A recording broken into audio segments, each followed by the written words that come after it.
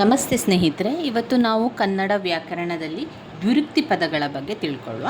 ದ್ವಿರುಕ್ತಿ ಪದಗಳು ನಮಗೆ ತುಂಬಾ ಪರೀಕ್ಷೆಗಳಿಗೆಲ್ಲ ಇದು ತುಂಬಾ ಅವಶ್ಯಕವಾಗಿರುವಂಥದ್ದು. ದ್ವಿರುಕ್ತ ಪದಗಳ ಬಗ್ಗೆ ನಮಗೆ ಗೊತ್ತಿರಬೇಕು. ದ್ವಿರುಕ್ತಿ ಅಂತ ಹೇಳಿದರೆ ದ್ವಿ ಅಂದರೆ ಎರಡು, ಉಕ್ತಿ ಅಂದರೆ ಉಚ್ಚಾರಣ ಮಾಡುವುದು ಎಂದರ್ಥ. ಯಾವುದೇ ಒಂದು ಪದವನ್ನು ಎರಡು ಸಾರಿ ಹೇಳುವಂಥದ್ದು. ಈ ಎರಡು ಸಲ ಹೇಳುವಂತಹ ಒಂದು ಪರಿಣಾಮ ದ್ವಿರುಕ್ತಿ. ನಾಮಪದವಾಗಿ, ಕ್ರಿಯಾಪದವಾಗಿ, ಸಂದರ್ಭಕ್ಕನುಸಾರವಾಗಿ ಬಳಸುವಂಥದ್ದು. ಬಿಡು ಬಿಡು, ಎರಡೂ ಪದಗಳು ಒಂದೇ ಅರ್ಥವನ್ನು ಹೊಂದಿದ್ದು ಒಂದೇ ಉಚ್ಚಾರವನ್ನು ಹೇಳುವಂಥದ್ದು. ಬಿಡು ಬಿಡು. ಇಲ್ಲಿ ಬಿಡು ಎಂಬುದು ಎರಡೆರಡು ಬಾರಿ ಬಂದ ಒಂದು ವಿಚಾರ ಆಗಿರ್ತದೆ. ಈ ರೀತಿಯಾಗಿ ನಾವು ಉದಾಹರಣೆಗಳನ್ನು ನೋಡುವ. ಎರಡೂ ಕೂಡ ಒಂದೇ ಉತ್ತರ. ಕಟ್ಟ ಕಡೆಯ, ಕಟ್ಟ ಮತ್ತು ಕಡೆಯ ಎರಡು ಕೂಡ ಒಂದೇ ಉತ್ತರ. ಅದೇ ನೋಡಿ, ತುಟ್ಟ ತುದಿ, ಬಟ್ಟ ಬಯಲು, ಮೊಟ್ಟ ಮೊದಲು, ಕೊನೆ ಕೊನೆಗೆ, ಹಣ್ಣು ಹಂಪಲು, ಹಣ್ಣು ಕೂಡ ಹಂಪಲು ಕೂಡ ಎರಡೂ ಒಂದೇ ಅರ್ಥ. ಅದರಿಂದ ಒಂದೇ ರೀತಿ ಎರಡೂ ಕೂಡ ಒಂದೇ ಅರ್ಥವನ್ನು ಹೊಂದಿರಬೇಕು. ಮೆಲ್ಲ ಮೆಲ್ಲನೆ, ಬೇಗ ಬೇಗನೆ, ತುಟ್ಟ ತುದಿ, ಬಟ್ಟ ಬಯಲು, ಮೊಟ್ಟ ಮೊದಲು, ಕೊನೆ ಕೊನೆ, ಮೆಲ್ಲ ಮೆಲ್ಲಗೆ, ಹೆದ ಹೆದರಿ, ನರ ನರಳಿ, ಬೇಗ ಬೇಗನೆ, ಹೊರ ಹೊರಗೆ, ಹಂತ ಹಂತ, ಕರೆ ಕರೆದು, ಮನೆ ಮನೆ, ಈ ರೀತಿಯಾಗಿ ಇರುವಂಥದ್ದು.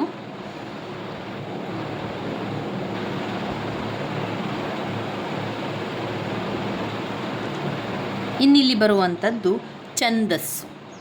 ಛಂದಸ್ಸು ಮಾತ್ರಾಗಣ, ಕಂದಪದ್ಯ, ಷಟ್ಬಡ್ದಿ, ಶರ, ಕುಸುಮ, ಭೋಗ, ಭಾಮಿನಿ, ಪರಿವರ್ಧಿನಿ, ವಾರ್ಧಕ, ರಗಳೆ, ಉತ್ಸಾಹ, ಮಂದಾನಿ, ಲಲಿತ, ಅಕ್ಷರಗಣ ಇದೆ ಇದರಲ್ಲಿ. ಇದೆಲ್ಲ ಕೂಡ ಅಕ್ಷರಗಣದಲ್ಲಿ ಬರುವಂಥದ್ದು. ಇನ್ನು ಅಂಶಗಣಗಳು, ಇವುಗಳಲ್ಲಿ ನಾವು ನೋಡಿದರೆ ತುಂಬಾ ವಿಷಯಗಳಿದೆ, ತುಂಬ ವಿಚಾರಗಳಿರೋದರಿಂದ ನಾವು ಕೆಲವೊಂದನ್ನಷ್ಟು ನೋಡಿಕೊಳ್ಳುವ. ಕಂದಪದ್ಯ ಎಷ್ಟು ಸಾಲುಗಳು? ಕಂದಪದ್ಯಗಳು 4 ಸಾಲುಗಳನ್ನು ಹೊಂದಿರುವಂಥದ್ದು ಕಂದಪದ್ಯ. ಇನ್ನು ಭಾಮಿನಿ ಷಟ್ಪದಿ 6 ಸಾಲುಗಳನ್ನು ಹೊಂದಿರುವಂಥದ್ದು. ಈ ರೀತಿಯ ಕೆಲವೊಂದನ್ನು ನೋಡಿಕೊಂಡ್ರೆ ಸಾಕು. ಇನ್ನು ನಾವು ಇದರಲ್ಲಿ ನೋಡ್ಕೊಳ್ಬೇಕಾಗಿರುವಂಥದ್ದು ಲೇಖನ ಚಿಹ್ನೆಗಳನ್ನು ನೋಡ್ಕೊಳ್ಳಿ. ಲೇಖನ ಚಿಹ್ನೆಗಳನ್ನು ಪ್ರಶ್ನೆಗಳಲ್ಲಿ ಕೇಳಿದ್ದಾರೆ. TET ಪರೀಕ್ಷೆಗಳಲ್ಲೆಲ್ಲ ಲೇಖನ ಪರೀಕ್ಷೆಗಳು ಬರುವಂಥದ್ದು. ಇದು ಒಂದು ಪೂರ್ಣ ವಿರಾಮ, ಅದಾದ ನಂತರ ಅರ್ಧ ವಿರಾಮ, ಅಲ್ಪ ವಿರಾಮ.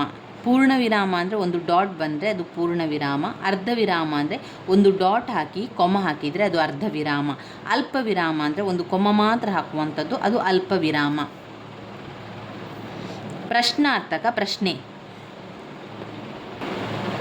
ಪ್ರಶ್ನಾರ್ಥಕದಲ್ಲಿ ಪ್ರಶ್ನೆ ಬರುವಂಥದ್ದು. ಭಾವಸೂಚಕ ಭಾವನೆ ಈಗ ಚಿಹ್ನೆ ಬರುವಂಥದ್ದು. ಒಂದು ಲೈನನ್ನು ಹಾಕಿ ಒಂದು ಡಾಟ್ ಹಾಕುವಂಥದ್ದು.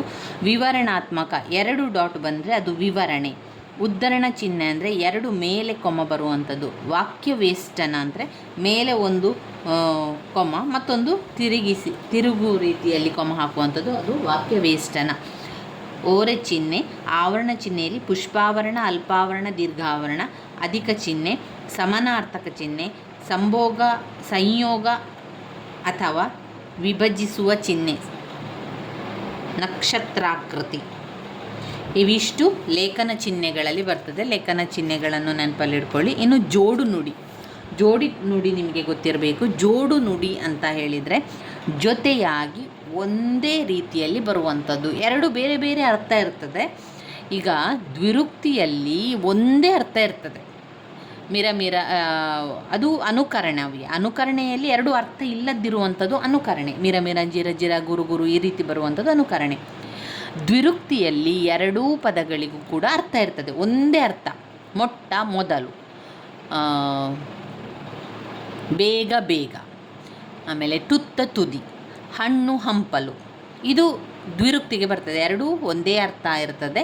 ಬೇರೆ ಬೇರೆ ಪದ ಆಗಿದ್ದರೂ ಕೂಡ ಒಂದೇ ಅರ್ಥ. ಹಣ್ಣು ಮತ್ತು ಹಂಪಲು ಕೂಡ ಒಂದೇ ಅರ್ಥ. ಆಮೇಲೆ ಮೊಟ್ಟ ಮೊದಲು, ಮೊಟ್ಟ ಕೂಡ ಮೊದಲು, 2 ಒಂದೇ. ಮೊಟ್ಟ ಮೊದಲು, ಈ ರೀತಿಯ ಒಂದೇ ಅರ್ಥ ಇರ್ತದೆ.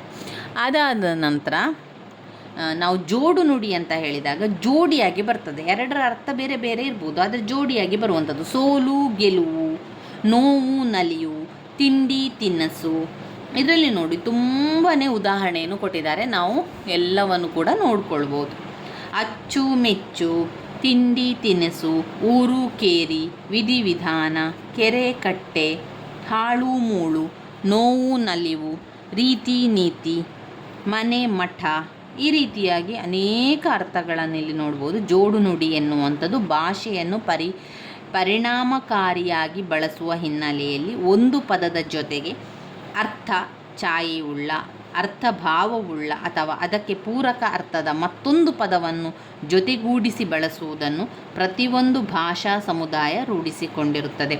ಈ ರೀತಿಯ ಪದಗಳಿಗೆ ಜೋಡು ನುಡಿಗಳು ಅಥವಾ ಜೋಡಿ ಪದಗಳು ಎಂದು ಕರೆಯಲಾಗುತ್ತದೆ. ಇದು ಜೋಡು ನುಡಿಗಳಲ್ಲಿ ಬರುವಂಥದ್ದು. ಇನ್ನು ನೋಡಿ, ಪ್ರತಿಧ್ವನಿ ಅಂತ ಹೇಳಿದರೆ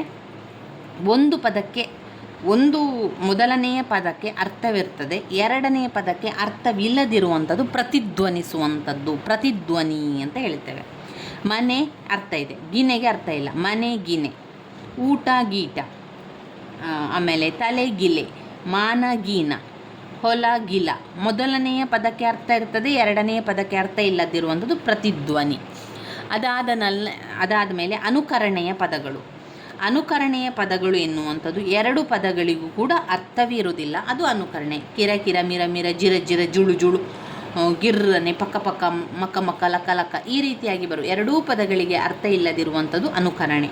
ಇನ್ನು ಪಡೆನುಡಿ ಅಂತ ಹೇಳಿದರೆ, ಪಡೆನುಡಿಗಳು ಒಂದರ್ಥದಲ್ಲಿ ಈ ಜೋಡು ನುಡಿಯ ರೀತಿಯಲ್ಲೇ ಇರ್ತದೆ, ಜೋಡಿಯಾಗಿರ್ತದೆ.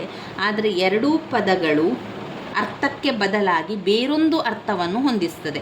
ಕುದುರೆಯ ಕೊಂಬು, ಅರಣ್ಯ ರೋಧನ, ಕಣ್ಣಲ್ಲಿ ಕಣ್ಣಿಡು, ಹೊಟ್ಟೆ ಬಟ್ಟೆ ಕಟ್ಟು, ಶನಿಕಾಟ ಎನ್ನುವಂಥದ್ದು ಪಡೆನುಡಿಗೆ ಬರ್ತದೆ. ಶನಿಕಾಟ.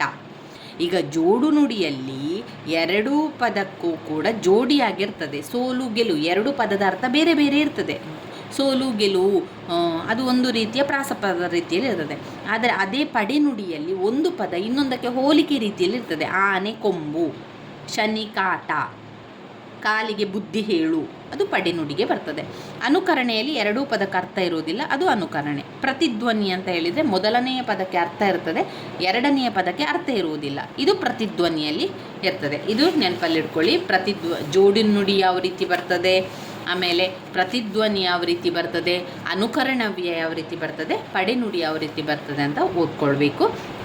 ಇನ್ನು ಬರುವಂಥದ್ದು ತತ್ಸಮ ತದ್ಭವ ಪದಗಳನ್ನೆಲ್ಲ ಮುಂದಿನ ವಿಡಿಯೋದಲ್ಲಿ ನಾವು ತಿಳ್ಕೊಳ್ಳುವ ಸ್ನೇಹಿತರೆ. ನನ್ನ ವೀಡಿಯೋಸ್ ಎಲ್ಲ ನಿಮಗೆ ಇಷ್ಟ ಆಗಿದ್ದರೆ ಲೈಕ್ ಕೊಡಿ, ಶೇರ್ ಮಾಡಿ, ಸಬ್ಸ್ಕ್ರೈಬ್ ಮಾಡಲಿಕ್ಕೆ ಮರಿಬೇಡಿ. ಧನ್ಯವಾದಗಳು.